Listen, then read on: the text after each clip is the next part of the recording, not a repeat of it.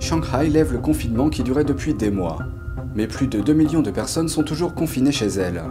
Pour ceux qui peuvent sortir de chez eux, se faire tester pour le Covid-19 est la nouvelle norme.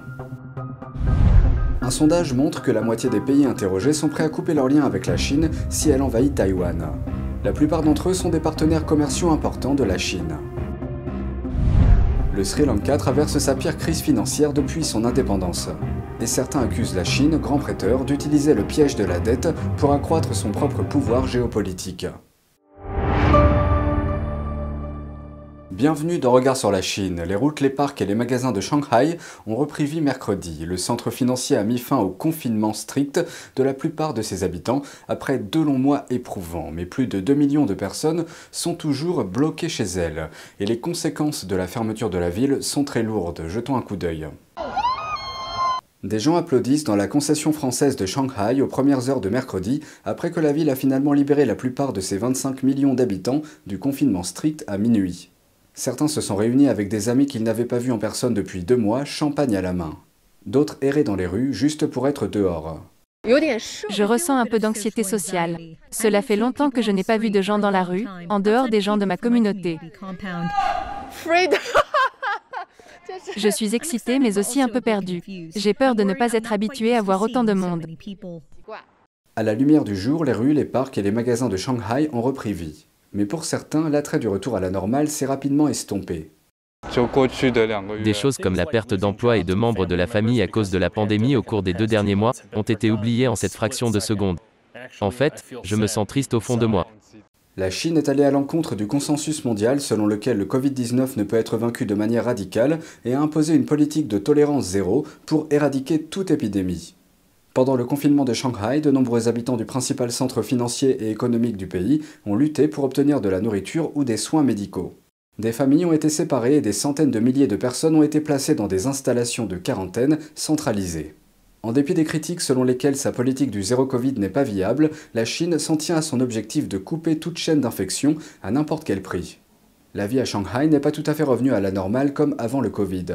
Les habitants doivent désormais se soumettre à un test de dépistage toutes les 72 heures pour prendre les transports publics et entrer dans les lieux publics. Et les personnes dont le test de dépistage du Covid-19 est positif, ainsi que leurs contacts proches, sont toujours soumis à des quarantaines difficiles. Malgré cet assouplissement, de nombreux habitants de Shanghai se demandent encore jusqu'où la ville doit aller avant de revenir à la normale. D'après Bloomberg, les confinements en dehors des zones étiquetées comme présentant un risque moyen à élevé d'infection ont pour la plupart été levés. Cela signifie que plus de 2 millions des 26 millions d'habitants de la ville ne sont pas libres de quitter leur domicile. Selon les autorités de Shanghai, 20 nouveaux cas ont été repérés dans la ville mardi. La Chine ayant l'habitude de sous-déclarer les chiffres de l'infection, NTD ne peut pas vérifier ce chiffre de manière indépendante. Selon Reuters, les habitants de Shanghai sont toujours tenus de porter des masques et de maintenir la distanciation sociale. Ils sont également tenus de présenter un résultat de test Covid-19 datant de moins de 72 heures pour pouvoir entrer dans des lieux publics. Cette exigence était auparavant de 48 heures. Le service dans les restaurants est toujours interdit, mais les 3/4 de la capacité commerciale devraient être rétablis. Les écoles restent en grande partie fermées, avec des exceptions pour certains niveaux scolaires. Mais avec l'ouverture de Shanghai, le centre financier est confronté à un autre type de problème, les termites.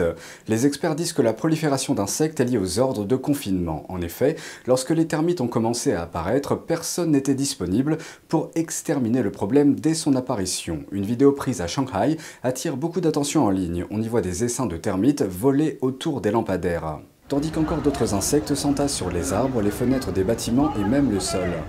De nombreux habitants ont signalé la présence de termites dans leurs maisons et leurs bureaux. Certains plaisantent en disant que les insectes ont repris le travail avant eux. Les autorités de Shanghai ont déclaré en début de semaine que le nombre de termites de cette saison était au départ identique à celui des années précédentes. Mais en raison des nombreux ordres de confinement, ils n'ont pas pu éliminer les insectes à temps. Ils ont ajouté que la température et l'humidité ont maintenant atteint des conditions optimales pour la reproduction des termites. Un nouveau sondage montre une forte tendance à couper les liens avec la Chine sur la question de Taïwan. Cette enquête, appelée Indice de perception de la démocratie, est la plus grande étude annuelle au monde sur la démocratie. Elle est menée conjointement par la Fondation de l'Alliance des démocraties et l'Institut de sondage allemand Latana. L'enquête a duré plus d'1 mois et comptait plus de 50 000 répondants de plus de 50 pays du monde entier. À la question de savoir s'il faudrait couper les liens économiques avec la Chine si Pékin envahissait Taïwan, la majorité des personnes interrogées dans 26 pays ont répondu par l'affirmative. Parmi ces pays figure un grand nombre des principaux partenaires commerciaux de la Chine, comme les États-Unis, le Japon, la Corée du Sud et l'Allemagne. Et ils représentent plus de la moitié du commerce total de la Chine. Cela dit, plus de 80% des Chinois interrogés sont d'accord avec l'affirmation selon laquelle la Chine est un pays démocratique. Les experts pensent que cela peut être lié à la réticence des répondants à s'exprimer contre le gouvernement.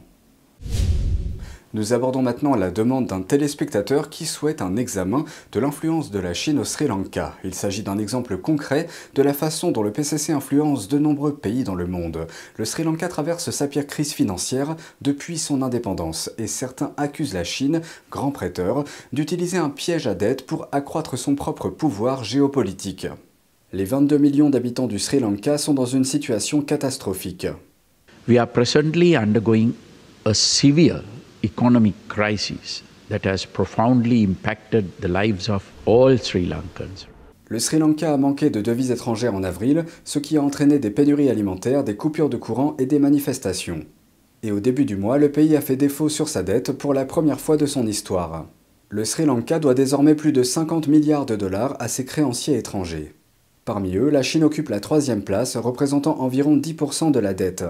Mais selon l'analyste des affaires chinoises Tang Jingwan, c'est le régime chinois qui a le plus de chances de tirer parti de la situation.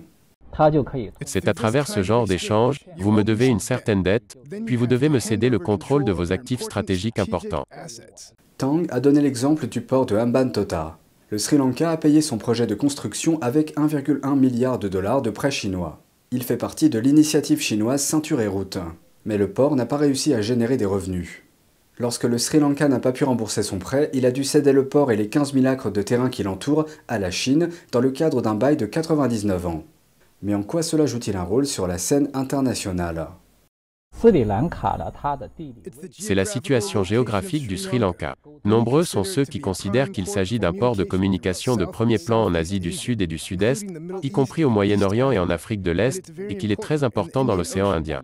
Nous savons que si le Parti communiste chinois prend le contrôle de ce port, il peut y construire une base, qui pourrait alors exercer directement une influence politique sur le Sri Lanka, et dans de nombreux cas, même sur les pays voisins.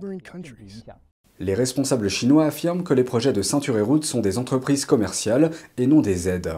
La plupart des prêts sont accordés à des conditions commerciales et les détails sont souvent tenus secrets. Le ministère chinois des Affaires étrangères a déclaré que Pékin était prêt à jouer un rôle positif dans l'allègement du fardeau de la dette du Sri Lanka. Mais selon le Premier ministre sri-lankais, la Chine n'a pas proposé de réduction de la dette, seulement des prêts supplémentaires. Derrière la stratégie portuaire de l'initiative Ceinture et Route, se cache l'ambition géopolitique du Parti communiste chinois de s'étendre à l'étranger. C'est sa motivation fondamentale. Le Sri Lanka mène actuellement des pourparlers avec le Fonds monétaire international dans l'espoir d'un allègement financier. C'est tout pour aujourd'hui, merci d'avoir suivi Regard sur la Chine. On se retrouve lundi pour une nouvelle émission. Prenez soin de vous et à bientôt.